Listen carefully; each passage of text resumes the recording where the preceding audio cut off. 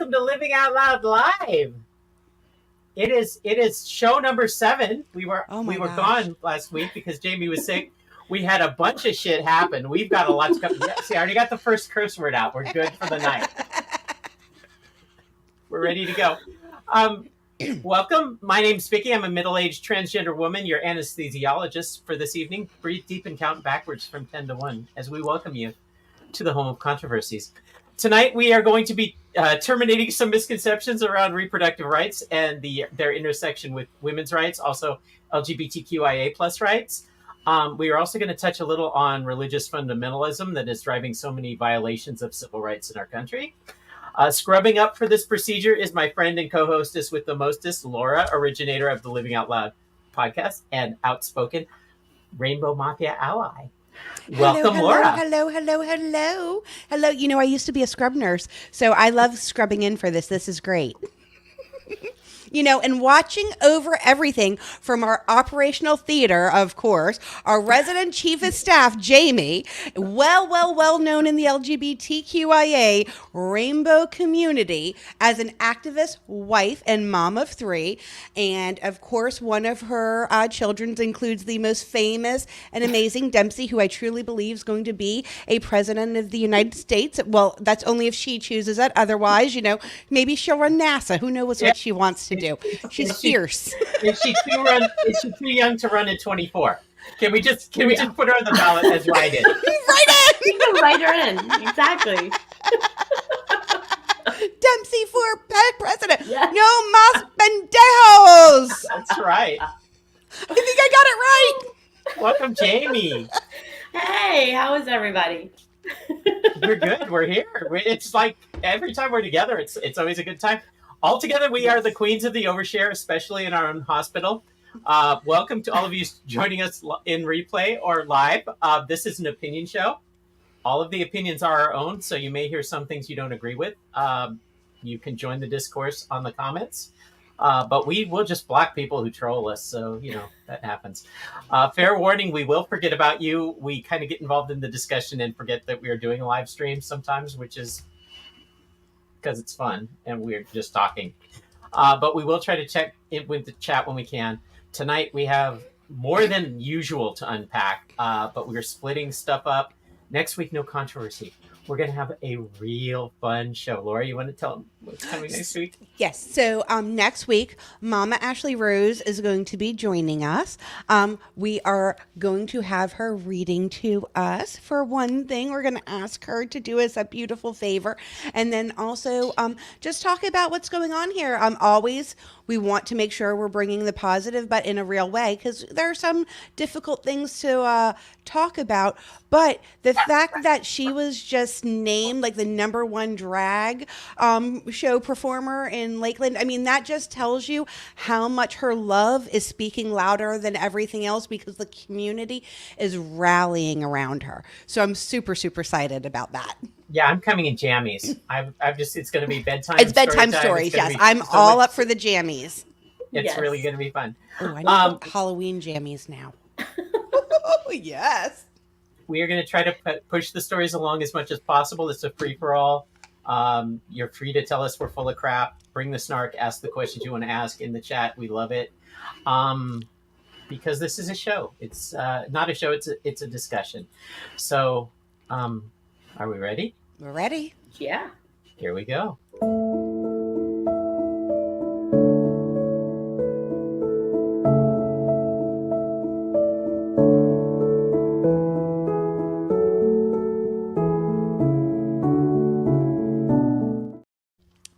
Okay, so as always, fun and friendship comes first. So the first thing we're going to do is we're going to go around the table and talk about everything that we're drinking.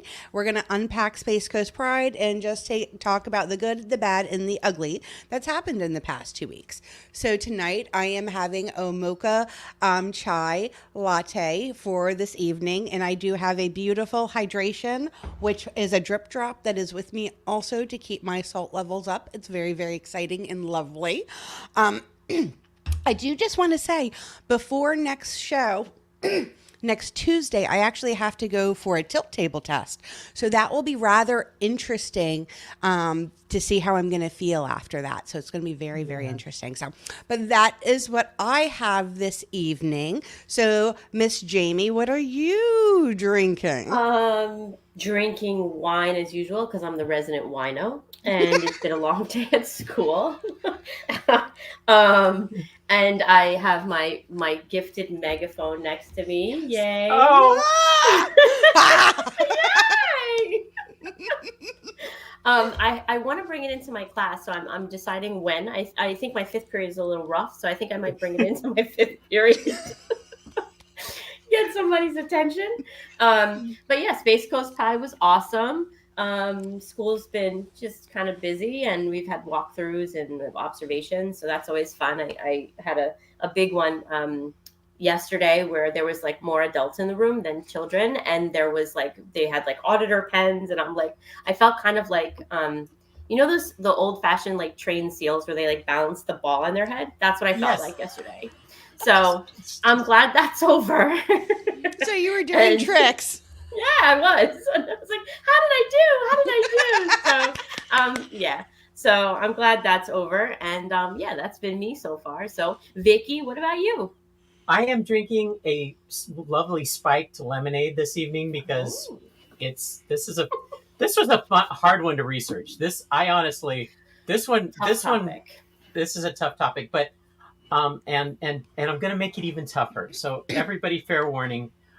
I did a video of Space Coast Pride of some of our pictures. I couldn't even get through what I wanted to say without getting totally emotional. So I recorded it and put it together.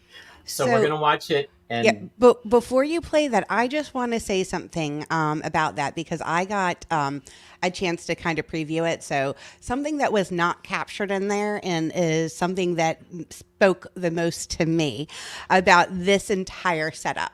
So I just want to talk about that before we go there because I don't know if I'm going to be able to afterwards, okay, to be fair. So one of the most amazing things about the three of us is actually how short of time that we've actually known each other in person. I met Jaime in person on March 26th of this year. And I met Vicki on her birthday on June 1st. You notice how I did learn that earlier. Dates are important. Well, it's June. It's right. So it's good. It's like it's somewhere in there. So then I just want to talk about, they even said, so they had 24,000 people at Space Coast Pride, right? Yes. 24,000 people. They have so many of their shops. 54%. That's up from last year, 54%. Yep. There are booths and vendor booths everywhere. It was kind of like in a T shape, I'd like to say, how it was like laid out and everything, right? We had done the parade and everything. And after the parade, we had all kind of had to go do our own thing again, which we always do. And then what happened is me and Vicki were kind of walking together and we're like, you know what? Let's get something to eat. Let's go inside somewhere. Well, let's be fair. John was hangry. Oh, yeah. John was very hangry.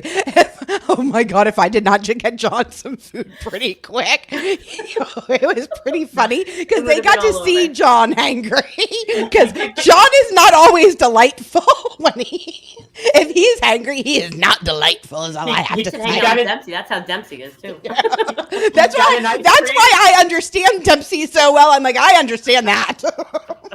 You just need to feed it. I get it. And until then, you just pacify it. I get it. So we randomly select. Like there's all these different wonderful places around. Tons. We randomly select this restaurant. Now, on top of everything, we go in there and they just lead us to the back, which is perfectly fine and dandy. But as they're doing that, there's lots of tables open that we're passing. And then as we walk in the back, there is Dennis and Dempsey sitting at a table in this completely empty room other than them. Yep. And then we're like, I was in the bathroom. Yeah, you were in the bathroom. So then, we sit down. We had an absolutely phenomenal meal where we got to just have fun and just be ourselves and just talk about the fun things and enjoy each other's company and get to know each other. And then on the way out, I noticed how packed the front of the restaurant was. So it was packed in the back too. We brought all the people in the back. We did. Every table that was empty, everybody was there.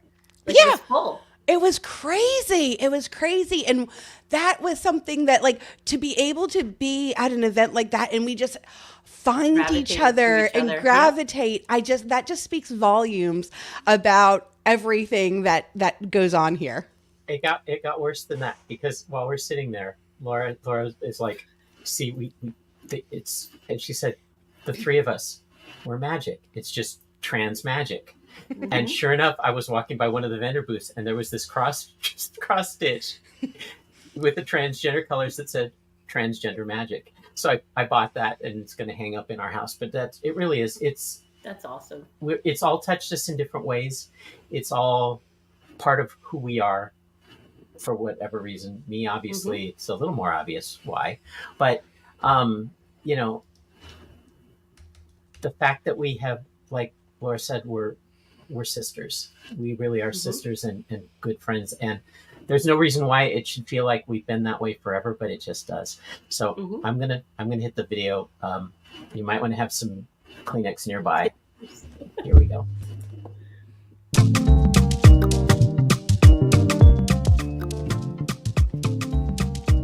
You will find your tribe, Laura told me. And she will say she is very proud she popped our Pride March cherries, but what I saw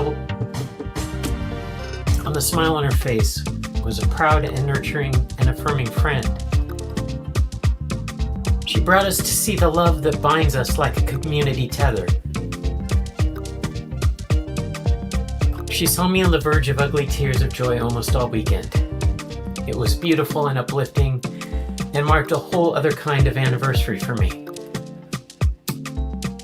Laura and Jaime really are like best friends and sisters, and fortunately are kind of used to me as an emotional woman. I describe myself as old and new at the same time. I try to live my life with light and love. Just over a year ago, I thought I was going to die of cancer. More to the point, I wanted to die, period. I thought if I had breast cancer, it was a merciful God's way of answering my prayers not to be here anymore. My wife and I were coexisting in the same space, but not really connecting with each other. I had not been able to get hold of my therapist for a few years. I later found out she died from COVID. My gender dysphoria was really bad, and I felt like I was going through the motions of life, but I really didn't have one.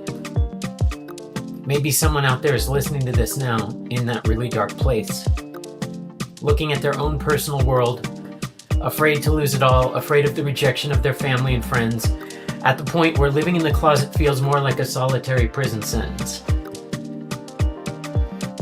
If you're wondering if death is easier than living as transgender, it's not. There's hope. I was so close to giving up on the precious gift of life so many times that it's really a miracle that I'm still here. Please, if you never hear anything else from our little show, and you are one of those people who need help, please hear this.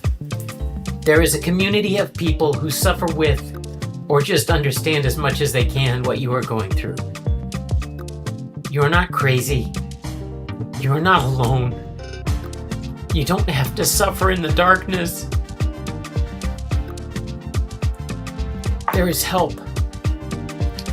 Even if you never decide to transition, even if your non-binary has you tied up not knowing which way to go, your light was put on this world for a reason. Please do not throw the gift of life away.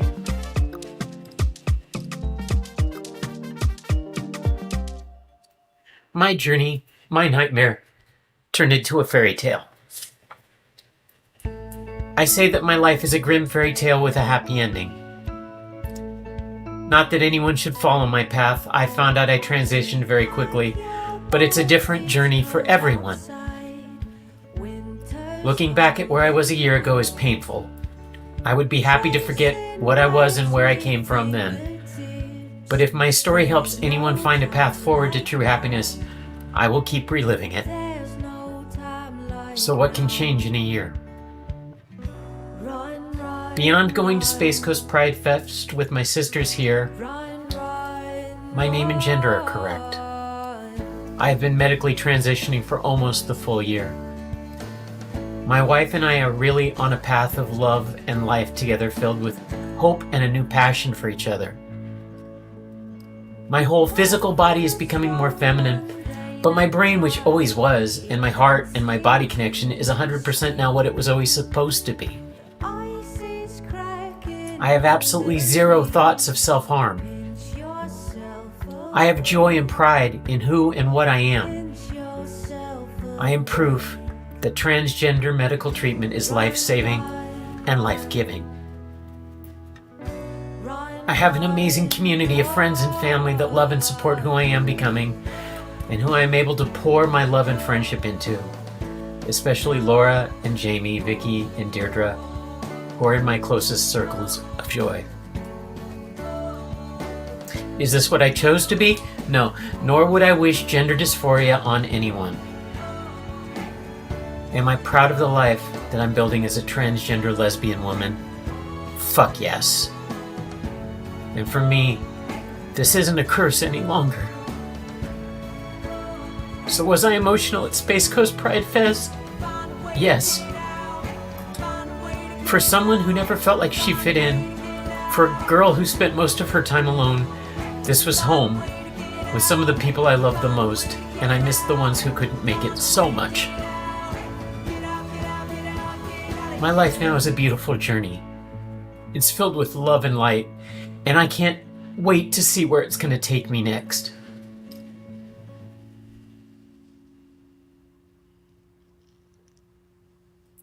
Have you ever been the face, been the object of someone's hate? Like you stood all alone. Have you ever felt this way? Have you ever been betrayed, labeled words you just can't say? Suffered silently, wanting to be erased. There's a reason to believe again when faith is nowhere to be found. Try to find the strength to try again and stand on solid ground. You keep searching for a hero. You just want to find a friend. You just want to make a difference. Bring this battle to an end. All the words can make you stronger when you learn how to look within. 'Cause you're the hero that you're after. You are the hero, hero. You are the hero, hero.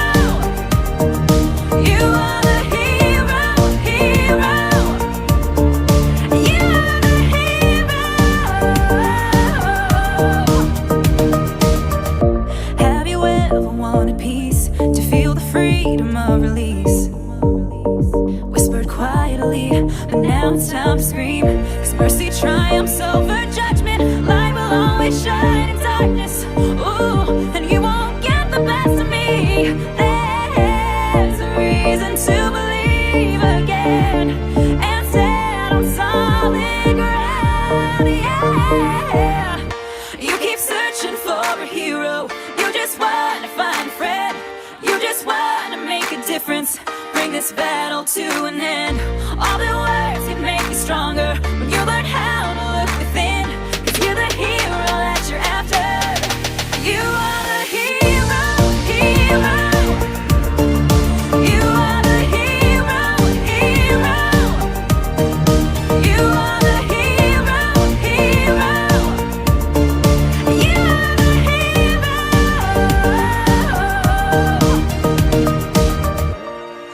Don't let them break you or take you down. You are the one who can turn this around. Yeah.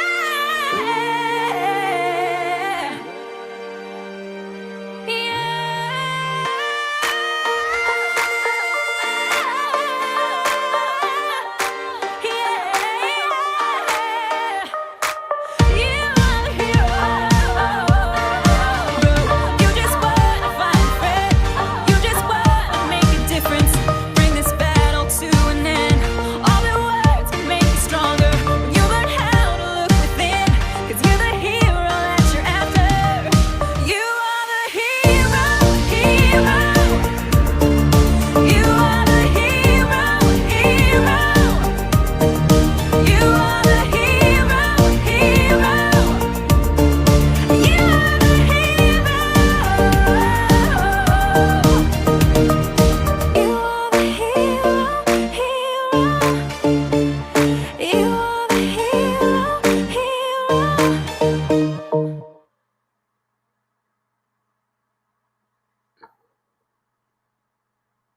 And that's our show. Now you know why I said that beforehand.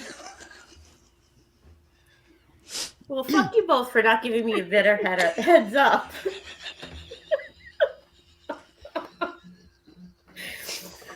I didn't bring tissues. You only told me I was already sitting here. Fuck. I know. I could not even imagine you not being in my life, Miss Vicki. Like I can't even imagine it. And like the it's a whole thought different life to me that you would ever think your light wasn't worth being here. I hope that you never ever feel that way ever again. And if you ever do, the very first thing you need to do is reach out to me so I can remind you how amazing you are. Yeah. And how amazing you make me feel. Some people need serotonin, some people need Prozac, some people need a lot of things, and there's nothing wrong with needing whatever you need to get out. I of need that salt.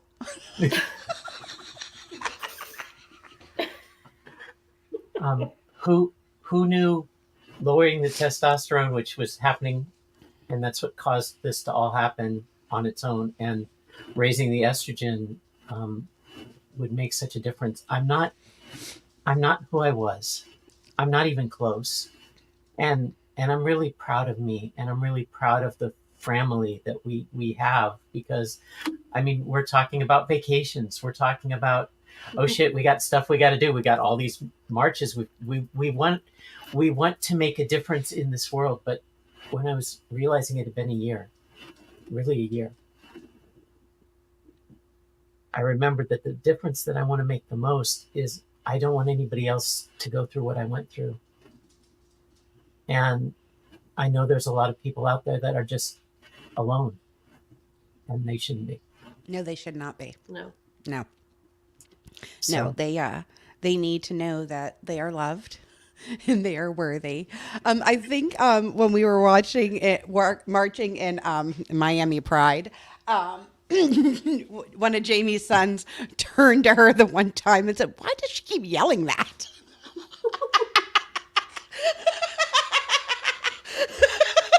Because somebody who has never heard those words like, before. I think she's like, that's just Laura. Somebody who has never heard those words before, or hasn't heard those words in a long time, is going to hear those words, and those are the words that they need to hear. For me,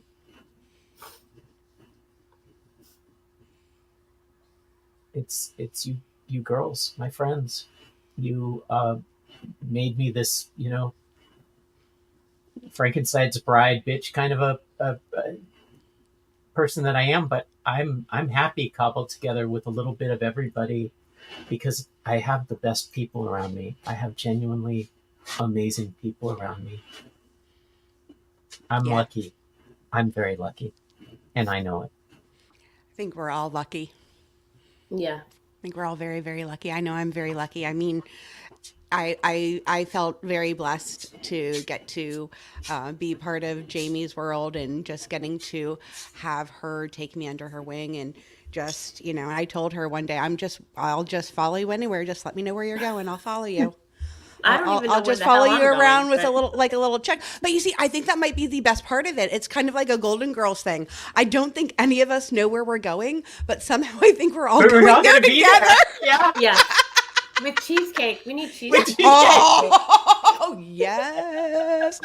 Okay, now we know what the dessert for the Halloween party is going to be. Yes. The dessert for the Halloween party is we're going to have to do some kind of cheesecakes now. Yes. Cheesecake is a must. By the way, Lisa just came in and literally stood at the entryway of my little office, and oh my God, I feel so bad.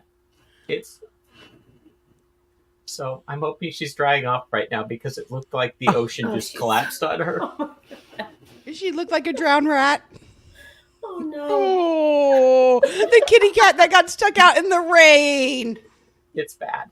It's bad. I feel bad for her. Lisa, we're not laughing at you. We're laughing at the horrible situation and how you're going to find joy in it. Fucking Central Florida, right? It was 91% humidity this morning. Do you get that? 91% humidity. Like, I'd like it to was be in literally Vegas right now. 78 degrees Dry. outside. However, with the humidity, it felt like 84. The humidity made it feel hotter. I mean, where the hell else can you go where it's like that? I go outside and my glasses fog up. I can't even see. Yes. I've gone out and my contact lenses have fucking fogged up. How the hell is that possible? I don't know how that's possible. Yeah. All right. So we've already burned a half hour on just pride and me making everybody cry and not intending to. So I'm gonna play the bumper. Let's get into the show that people actually tuned in to see. Holy smokes.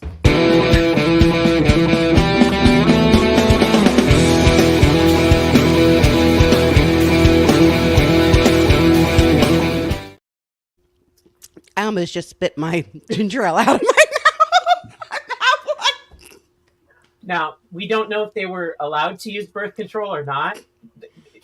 We don't know if the right is trying to control ladybug. Ladybug. Well, they say lady in them, so I think we can answer that. Yeah. Oh, yeah. Even the males use lady. That's just wrong. Right. So if they're not allowed, we should be outlawing ladybugs. We have to define them as boy bugs and girl bugs. How do you identify the sex of a ladybug? Oh no. Oh shit. All right. Off we go. One of the most divisive and complex issues in the last several decades of our country's history has been the battle over reproductive rights. This extends well beyond the battle of abortion. Now, most people think we're just going to talk about abortion. This crosses religious ideologies, literally breaks families and friends apart. So welcome to the Thunderdome. This is one of those places where it's either freedom from religion or fundamentalist values overriding civil rights. This is not a space we can agree to disagree. So I'm going to put that right up front. So ladies, buckle up. This one relies heavily on statistical breakdown of opinion to make some of the most critical points. And as we often do with the most complex subjects, let's start with some background history with our resident historian, Jaime. All right. Well, let's go way back and start with the Dark Ages. The early 20th century. While men are there celebrating their grand and glorious accomplishments, women are struggling for access to birth control. It's extremely limited and often illegal. Planned Parenthood was founded in 1916 by Margaret Sanger. Now, we aren't going to skate over the controversy with Sanger herself, but she really did help push the movement for reproductive rights, helped establish the birth control pill, and fought against the state and federal Comstock laws. Those laws were established in 1873, labeled contraceptives as obscene and illicit, and made it a federal offense to send them by mail or move them across state lines. But I just played a video of two ladybugs fucking. Yes. So we've come a long way. Yes, we have. I loved the movie Smokey and the Bandit when it came out, but I don't imagine it would have the same impact if Bandit and the Snowman were trying to smuggle a truckload of condoms through the country. But in essence, that's where we were, right? Right. Breaker for Bandit. Here's the Snowman. We got to haul ass with these rubbers. Just doesn't seem the same kind of comical appeal. I don't, or maybe it does. I don't know. Well, you're making me laugh. I keep thinking of these ladybugs. I'm sorry. I'm gonna have that image like burned in my head. All right. So when you go into work tomorrow and there's a ladybug sitting on your desk, we'll just know. Oh my god. All right. So Sanger, let's go back to Sanger. So she's also a proponent of eugenics, which in essence is a theory that society can be improved through this idea of selective breeding. Let's take out the bad parts, right? Right. Not a Sounds good like look. Hitler. Kind of. Yeah, Hitler not was a good proponent. look. Yeah. But then unfortunately, that led to her alignment with organizations that naturally promote white supremacy.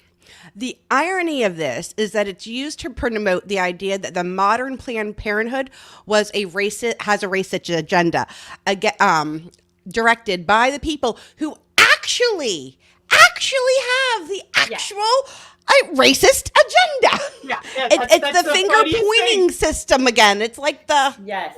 It's like they should be pointing back at themselves. But Me. Yeah. now when you point at somebody, you get 3 fingers pointing back at you. Mm. Jamie, you And with always, me, because I'm so bendy, my thumb does that too. So look, I got 4.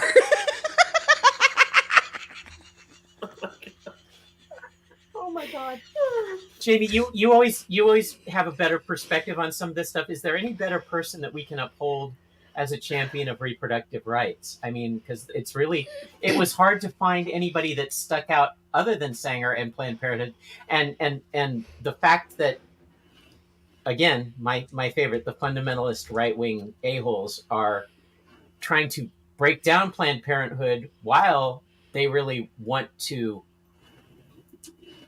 be fascists and control everybody's bodies and who's going to have what kids and what we can do and say and all that. It just doesn't make any sense to me. Is there anybody else that we can go? Honestly, I mean, I racked my brain on this one. This is tough. The person that keeps coming to my mind is, RBG, but it's not necessarily just on reproductive rights. But Ruth Bader Feminist, Ginsburg is a But big that's one. a good one. That's a good one. Yeah, I mean, I really thought about it today, and it's tough because there's so many reproductive rights activists nowadays. There you go. She's so it's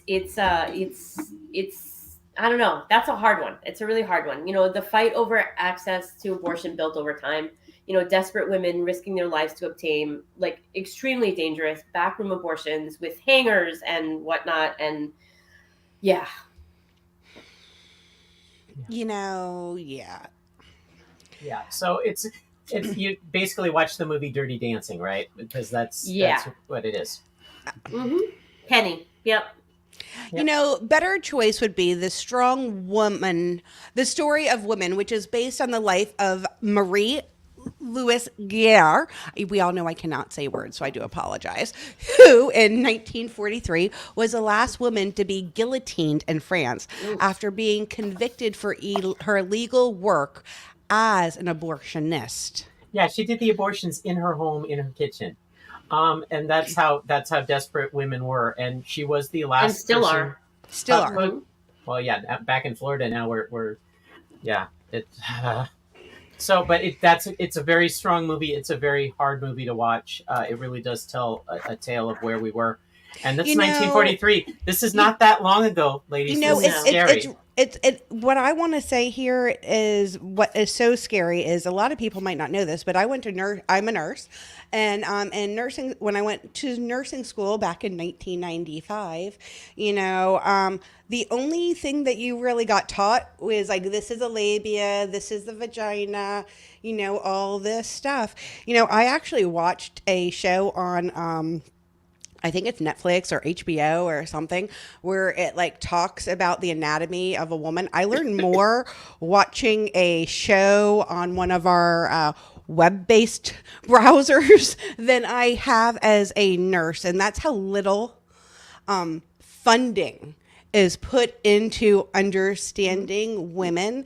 And I know we're talking about reproductive health here, but I am sorry, I'm going to be remiss if I didn't say that women's bodies are not the same as men, and in healthcare in general, we need to be looked at vastly different. Sorry, that's my plug. They didn't see that one coming. Yeah, absolutely. I mean, it wasn't until 1973's Roe versus Wade that legalized abortion in the United States, based on a woman's right to medical privacy. We all know that last year it was overturned. That's a big one. It was all based on privacy. Yeah. And now they're taking that away. Which is HIPAA. So I don't understand how they can take it away when we have HIPAA laws. Sorry. Yeah. Well, this tipped the scales against states that were just determined to safeguard life based on religious ideology towards a woman's right to choose. Pro-life versus pro-choice would echo through American politics, and it still does very much today. Everyone has an opinion on it. The 80s and the 90s saw both sides organize and entrench. Protests, clinic bombings, the harassment of healthcare providers were common news stories. I remember growing up as a teenager. They were politicians started using polarizing opinions on both sides of the argument to garner support during their campaigns, and it became commonplace to push for candidates' personal views on subject. And the movie Dirty Dancing came out. Enough with the Dirty Dancing references, Vicki. No one puts Vicki in a corner. I knew that was coming. But there's also a spectrum of reproductive rights that have a significant impact on the LGBTQIA community that are hotly debated based largely on religious and personal opinions about the validity of sexual and gender identity, including our favorite word, intersectionality, where it is essential to recognize that LGBTQIA individuals face many forms of discrimination and increasing barriers to reproductive health care. For instance, transgender individuals may face challenges with access to fertility preservation if they're transitioning, hormone therapy, family planning, which leads to access to assisted reproductive technologies, for instance. Many LGBTQIA people may rely on access to these medical technologies, such as in vitro fertilization, IVF, or artificial insemination to start families. Access to these services is also often essential for same-sex couples and transgender individuals who wish to have biological children of their own. That's right. Surrogacy and adoption, which was widely debated even just a few short years ago, as to whether those rights should extend to LGBTQIA plus individuals and couples.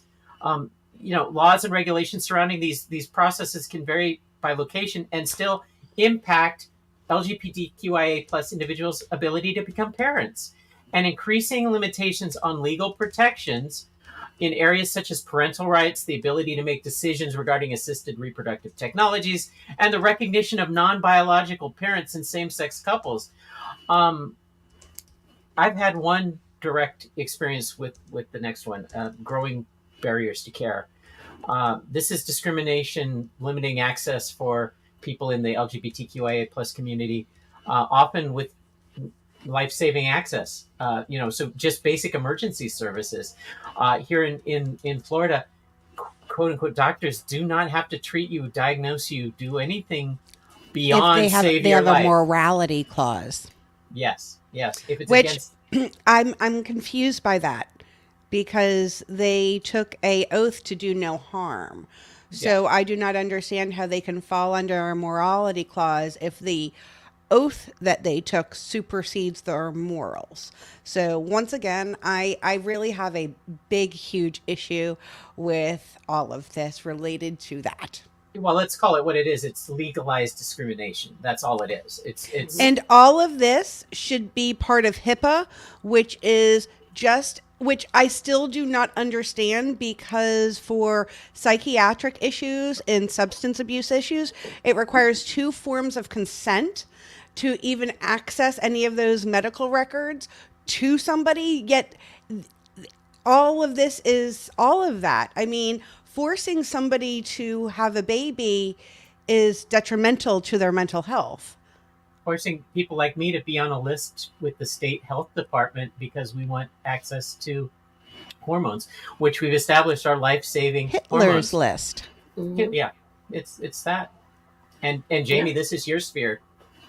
Well, I mean, health education, there's a risk to teenagers being sexually active. Sorry if that's a huge shocker to anyone in the audience who just arrived on the frickin' Mayflower.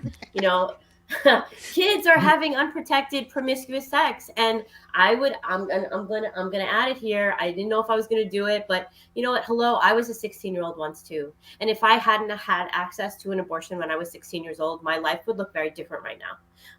And so I'm just putting that out there, and that's my story, and I'm willing to share it. But I mean, I cannot believe how different my life would have been if I hadn't been able to make that decision for myself at 16 years old.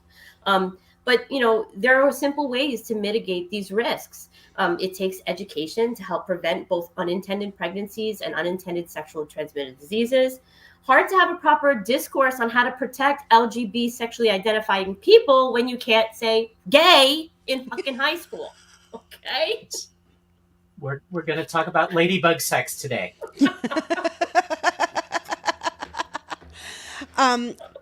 So I got it. I'm sorry. It's true that it's like, Holy shit. So focusing about for a moment back on the controversial subject of abortion, I hotly debated in my own mind what kind of balance and clarity the three of us could bring to this issue. This was a hard episode to write. This was a hard episode to research.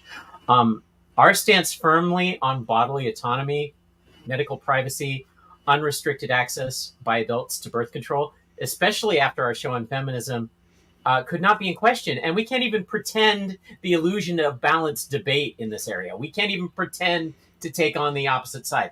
I don't believe we add any additional insight into concepts like the sanctity of life or when life begins, because those totally and completely depend on opinion based on your religious viewpoint or just how you feel about the subject, right?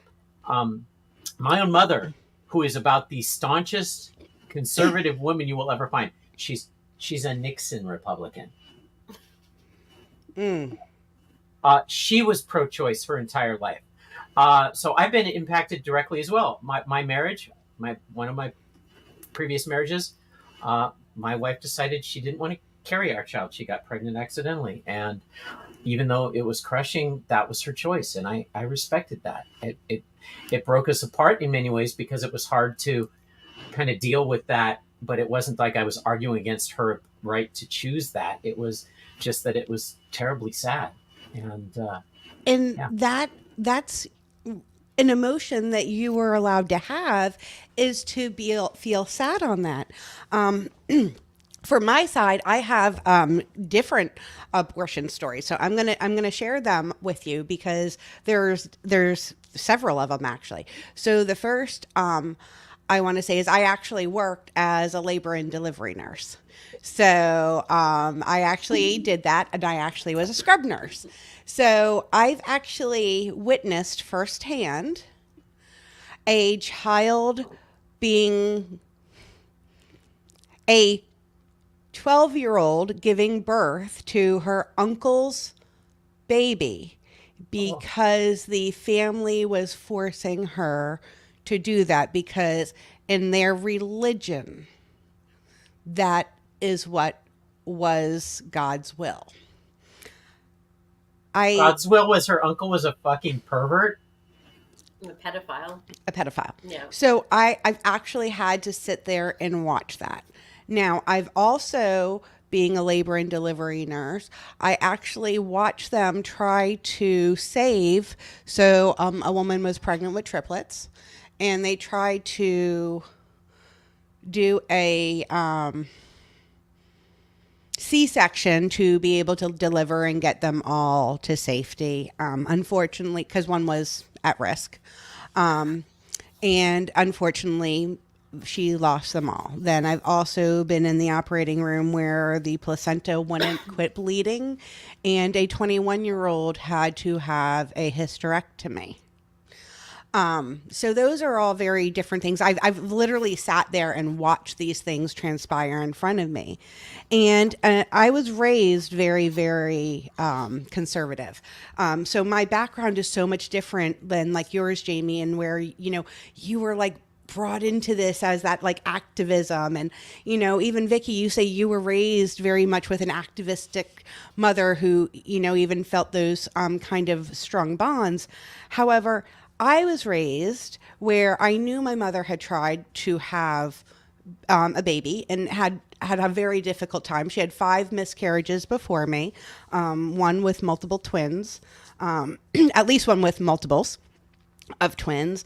And then she had multiple miscarriages after me. My mother had a very, very difficult time. But when my mother was pregnant with me, it was 1976. So they did offer her to have an abortion so that she did not have to go through those miscarriages and everything. My mom chose to go ahead with the pregnancy because she said she would always wonder, what if? So that was, how she felt as they were trying to push an abortion on her by giving her that choice. And I kind of always was raised not really understanding how I felt about it. Like I always felt like rape, incest, or medically necessary 100%. Like that was always just a part of me. But as I've grown older, and I had a conversation recently with my mom, where I actually had to say to her, Mom, nobody was forcing you to have an abortion. They gave you the choice. Mm-hmm.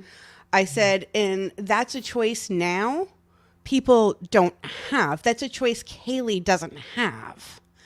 And that's something that's very hard for me because everybody knows I have a lot of medical health issues. And when I was pregnant with my kids, with both of the girls, I got very, very sick and nearly died. Kaylee, I had to go through very bad counseling after, a lot of PTSD counseling after having her. And with her getting ready to start her own family, I'm scared to death because I looked at John both times when I was pregnant with Kaylee and with Ruth, and things started happening, and said, just to let you know, my life is always going to come first. Mm-hmm. I also had my tubes tied when I was 23 years old, which is something that you are not supposed to be allowed to do.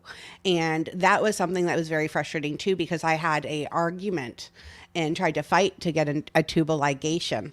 And that was ridiculous. So let's clarify one thing, Laura, because that was Lisa with her, both her boys was the same. Her statement was, if it was her life or the child's, she's lived her life. The child should live, and that's, that was where she was at. Correct. Yeah. So, and that everyone has their own choice. Correct. Yes, that's everyone's choice. Choice is the key word here. Right. And that is exactly the thing. I couldn't imagine leaving John to raise Kaylee, Ruth without me. Like that, I don't know how that would have happened either. You know what I mean? So not that I didn't value that, but I also know how sick I was.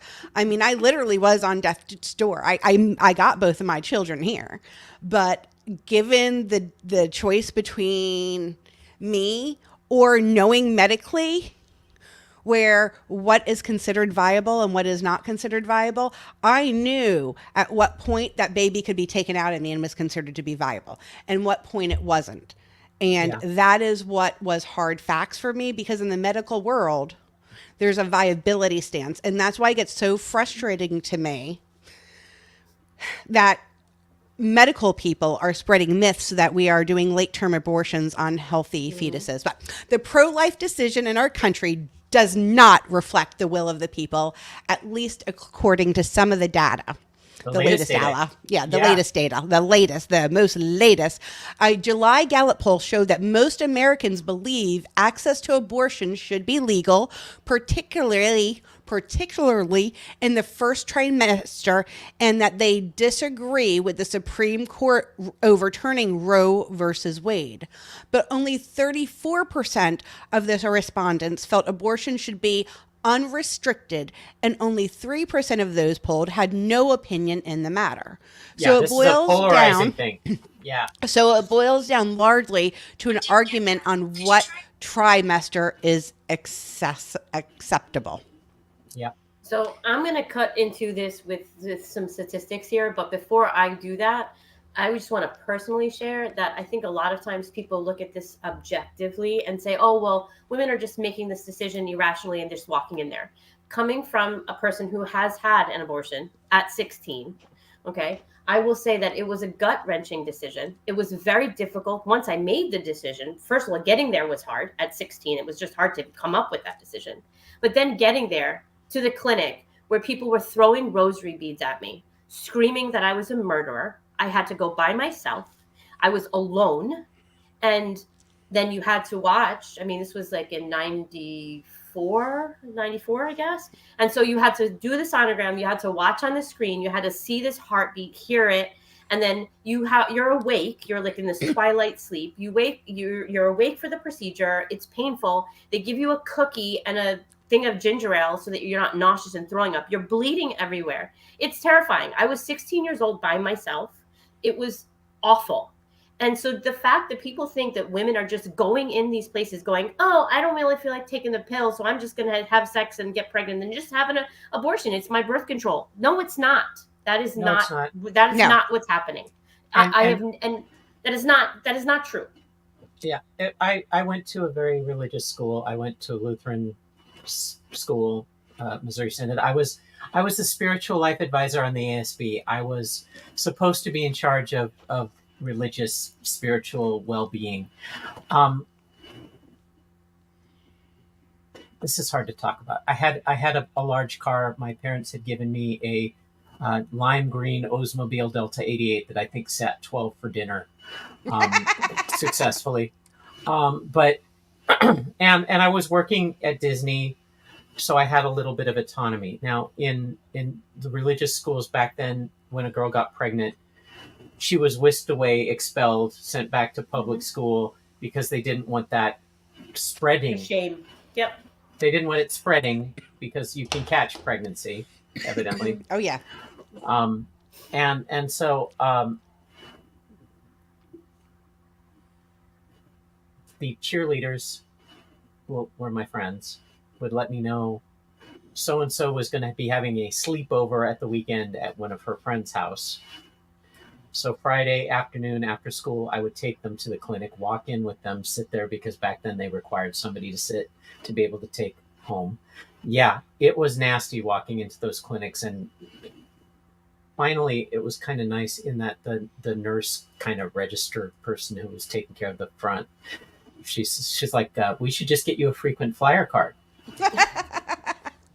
and she knew it wasn't me that was getting these girls pregnant. Yeah. But after the procedure, I would take them to their friend's house where they could recover a little bit and try to emotionally. A lot of them didn't recover. Now, keep in mind, they were telling these girls in our school that the chances of them having their own children when they were ready, if they got an abortion, were almost next to nothing. There were lies. Those are all lies, and they do that on purpose. I had that experience in my life, and then I met Dennis, and we were engaged, and we got married, and I got pregnant right away, and I miscarried at 4 months, and I had to go through counseling and therapy because I kept thinking, oh my God, this was because I had that abortion. Yeah, abortion, right? Old. Oh my God, God is punishing me for what I did, and I'm a horrible person, I'm evil, all this stuff, and I had to go through counseling just to get through that. Like, no, this just happens, it's okay. And of course, then we had Jaden and Jackson, and the freaking kids kept coming, but still, like, I mean, it was a lingering thing that I like tortured myself. Yes, and it was agonizing, and like this wasn't something like people don't go into this just lightly. I mean, this is like one of the hardest decisions I ever had to make. Yeah, not once did the boyfriends who got these girls pregnant ever take responsibility. Not once did they ever. Wait, the problem is the boyfriend at the time might have paid for it. I don't know. Not only are they not taking responsibility if the girls are unable to get the abortion, they are still not taking responsibility for it. Now we're either going to shame the girl that she got pregnant, right? And she needed an abortion because shame on you. Everybody knows your name. We don't know what little pee-pee was in you, but we're going to know who the hell you are really hard and true, right? Or we're going to call you a burden on society because you're a single mom trying to make it, and you're trying to go to school, and you're trying to do all this stuff. Like, they don't make anything easy, and it all comes down to you. And how much of all that did you feel? Like, I guarantee you, when you had that miscarriage, you felt that you had done something. Like, you never once ever would have thought it would have been anything wrong with Dennis's sperm. It had nothing to do with Dennis's sperm at all. No, it was all my fault. It was all my fault, and I had. I mean, look, not that he doesn't have great sperm. Sorry. It could, yeah. Oh my God, Jamie, I am so sorry. I'm gonna apologize to Dennis. This is like public domain. Oh my God! Like, what the F? Oh my God! Maybe I'm offending him. No, please. It takes a lot to offend Dennis. He lives with me, okay? But yeah, no, I know we're deviating from where we were going, but like, I mean, for me, like a lot of it is like I see my students, and I see them, and now they really don't. They don't even have the options I had, and I'm not that old. Like, for fuck's sakes, like, they can't even. And you know what? Let's talk about, like, because I'm all about, like, we're talking about statistics, but let's talk about who this is really going to affect. This is not going to affect the governor and the mistress that he gets pregnant. Correct. She's still going to be able to have an abortion. But this is going to affect my students, the Black and brown students who can't access this abortion or anywhere. They don't have the money, they don't have the means. And so it's so problematic in so many fucking ways that it's and if they do try, they're tracking the sites to come down and track and do something. You can put a bounty on someone, report your neighbor for leaving the state to go have an abortion. I mean, this is ludicrous that any woman with a fiber of being would vote for a party that is actively taking away your rights, let alone men that has any man or person that has any love of any woman in the world. How could you vote for this? How do you look? I'm sorry. I am just sorry. I don't understand how anybody thinks they have the right to tell me what the fuck to do with my body. Yeah, they think they have the right to tell us what to do with everything. So, my kid can't even read a book, for fuck's sakes. And if people can't figure out that they're trying to oppress the Black and brown community more by trying to take away more health care, pulling it out of the schools. I never got sex education between New Jersey and Florida.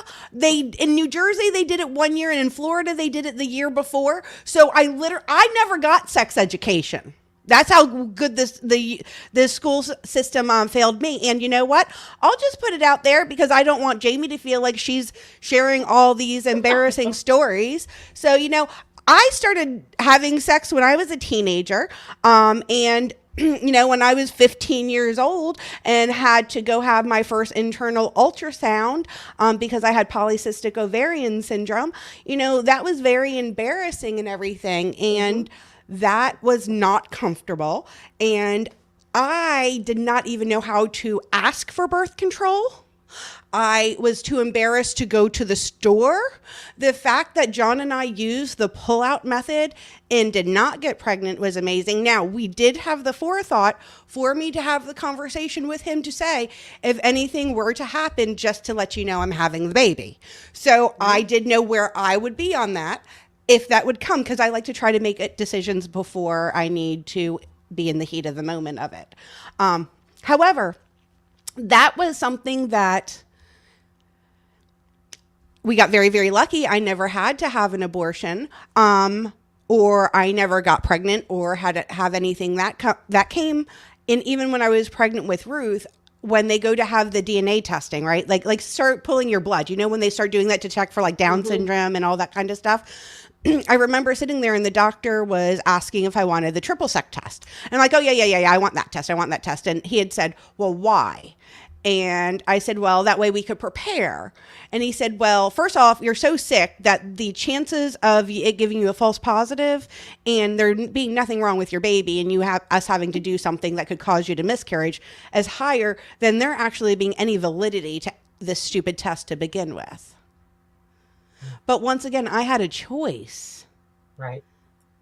And I don't understand. Even if you think about like the procedure of like, if you want birth control, like as a woman, you need to go and get a prescription, right? Like if you're a guy, it's a teenage boy, it's probably embarrassing. I'm not a teenage boy, but it's probably embarrassing to go to the pharmacy and pick up a pack of condoms or whatever.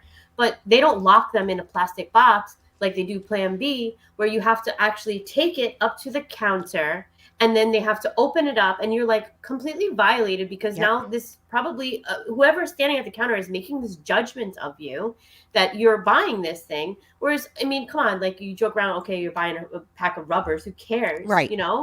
But like, it's just, the whole system is designed to make women feel bad all the time.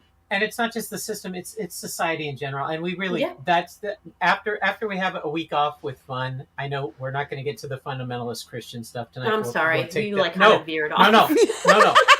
No. When this happens, it's always for a reason, and it's always good stuff that we're talking about. And this is really good stuff we're talking about. So we need to really come back and talk about why women have been shamed in their bodies. we'll tie that into Barbie, because I think Barbie. Yes. Ooh, I Perfect. love that. I Perfect. love that. So we're going to be having a viewing party, and then we're going to be really talking about how Barbie, who was supposed to be this positive thing, got turned into this very negative thing, and all of the issues of slut shaming and body image, Yes. and Yes. why women are afraid to even discuss what's going on with their bodies, because if they're not running perfectly, then there's something fundamentally horrifically wrong with them. Yep. And it intersects me in the state that, I'm told all the time, I will never be 100%. I will never be real. I will not. What am I supposed to be?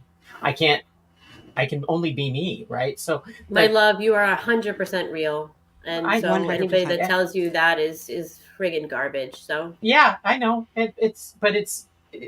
yeah. We're gonna get to it. We're really gonna get to it. So let's wrap up really quick. Yep. These are some stats. 69% favor legality in the first trimester only for abortion. 55% opposed it in the second trimester. So you just literally, the minute you get to the second trimester, you're already, people are saying no. Over half the country is saying no, you shouldn't have an abortion, and 70% opposed it in the third. Do you know you don't even see your GYN until your second trimester? Right? You don't even see your GYN till the second trimester.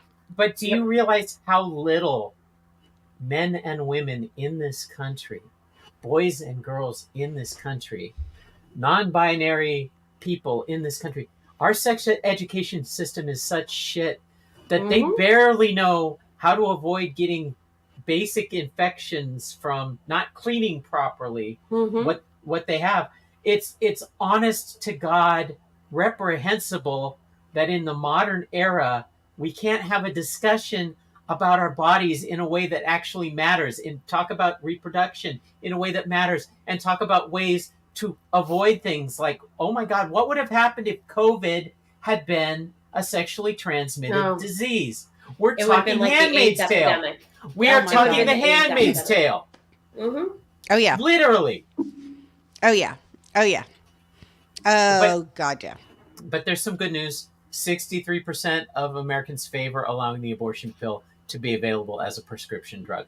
A lot of us believe it should be, not even over the counter. Just here you go. But I think it should not be so expensive, because I saw it in CVS in those plastic boxes, and it's a lot of money. It's like $50 for the one, I think, Plan B, and then there's like an off-brand name one, and it's like $49.99. So it's expensive. And so if you imagine, a lot of teenage girls are trying to access this, besides the being embarrassed of having to go to the counter and have it, taken out of a box or whatever. Yeah. It's a lot of money. And I know that like my students don't have that kind of money. Like they can't even barely come up with $2 for a friggin' pep rally ticket. Like this is a real legit problem. Yeah. Well, and the thing about a lot of that is that I want to make sure people understand, for the longest time, insurance didn't even cover birth control. Like for the longest time, it was not even a covered prescription. And it is used to treat more than just preventing pregnancy. Yes, so you have people taking it, and even no matter what their diagnosis was, because there is such a stigma against it, they could not have their medical needs paid for, because once again, we're putting all this stigma. I would love to challenge our viewers to somebody find me somewhere something that a man is not allowed to do to his body. There's a medical procedure that he is fighting for the right to regain control of his body that he's not allowed to do. Please, I need to know what it is. Medically transition? Oh, that's only because you want to be female. Still. And you see that female to males are not allowed to transition because they are female to male. So they're still being told they don't know what to do. Yep. You know what else we have to add? We have to we have to finish this, and we can tie it in with body image, and I think it's appropriate. Also, can we talk about like taxing tampons and shit that are oh my God, yes, please. Yes, please. Let's talk about that and how ridiculous it is. We don't have to talk about it tonight, but like that. Yeah, no, absolutely. No, I really want to talk about that one because that's ridiculous.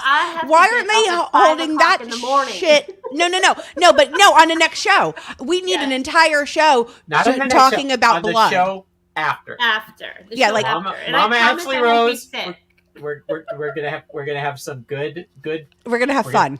We're gonna have some fun. We're gonna take a week off. Now, 52% of America's pro-choice right now, so that's good news. So it needs to be pointed out that this pro-life bullshit that's happening isn't even the majority of the country. How this shit is getting passed. Well, I will add, my last thing I'm going to add on this is that last year, Dempsey and I were in DC because we were meeting with White House officials. Yeah. Because, Dempsey is Dempsey and I just tag along as her mom. But I was like, we have to go. I thought she was getting sworn in. Not yet. Madam Secretary. I told her like we had to go see the Supreme Court because they had just overturned Roe versus Wade. And so maybe not the best mother decision I've ever made because I didn't anticipate how volatile it would be in front of the Supreme Court. And so it's me and Dempsey, and it is like full out fighting. I mean, like people are fighting. It was protests. People were like fighting each other. I'm ducking. Dempsey's like, Mom, what the hell is this? Like, I go to protest, but people aren't like beating the shit out of each other. And I was like, oh my God, like I really shouldn't have brought my small child here. Like this is bad, like there was police everywhere. So people are angry. I mean, like this is like it's more than a hot button topic. I mean, this is like fucking people are furious. And like, I see my students now and like, this is something that this is like unfathomable to them. Like, how is this happening? How did they have less rights than I did as a 45-year-old woman? I had more rights in the 90s than they have it's now. ridiculous and it's so not fair. And that's not the way this is supposed to be. You're always supposed to want better for your children. Yes, you are. And we're going backwards. And if we educate, it all comes back again to education. If we educated, people could make better choices, but they really don't understand. So I'm going to bring it full circle now. Yes. Again, I almost took my own life. I desperately wanted not to be trans. I will live with regret for the rest of my life for the damage I did to myself and others fighting against who and what I am. I found peace and joy and love in my transition and living my truth as a transgender woman. The people who are my friends now know and see me living my truth, living in personal faith with a loving God, trying my best to reflect his love and light in the world. My life is a grim fairy tale. It's with a happy ending. Honestly, the biggest fear I have now isn't the hate that surrounds people like me, isn't from the people that hate us. It's the fear that I will somehow lose access to life-saving treatment, that I will have to go back. And Laura said the most beautiful thing to me, and I'm going to let her read what she said. So I just simply told Miss Vicki, you don't have to worry about pinching yourself and waking up. This is not a dream. This is your life. You have friends that see you and love you for you. You don't have to pretend. You never have to go back to the person you were before. That is what growth is. Mm-hmm. And if you don't have access to care, we're putting you in the trunk, bitch, and we're taking you to another state where you have care. That's right. We'll get you there. You Who don't needs even to have go to camping. I was camping? just saying that to be funny. You can sit next to me. You can sit shotgun. Yeah. Who needs to go camping? My idea of camping, I just need to make sure everybody's aware of this beforehand. My idea of camping is going to Motel 6. So, like, we're not actually going to go. I thought you said Motel 6, and I was like, oh my God. Oh my God. What the hell? Motel 6! Motel 6! Oh my God. Oh boy. I think honestly, Laura, you're in more danger from some of the shit in the Motel 6 rooms than you are out in the woods. I agree with you. I agree. 500%. The black light in the Motel 6 I will fight to my last breath for transgender rights, for reproductive rights for all people, for bodily autonomy, for feminism, for us to live in fucking peace on this rock without trying to dictate who the fuck somebody else is or what somebody, it honestly, it doesn't make any sense. We all can only do ourselves. That's it. Right? Right. So we're going to be back next week, Mama Ashley Rose, and we're going to be right back to say goodbye right after this.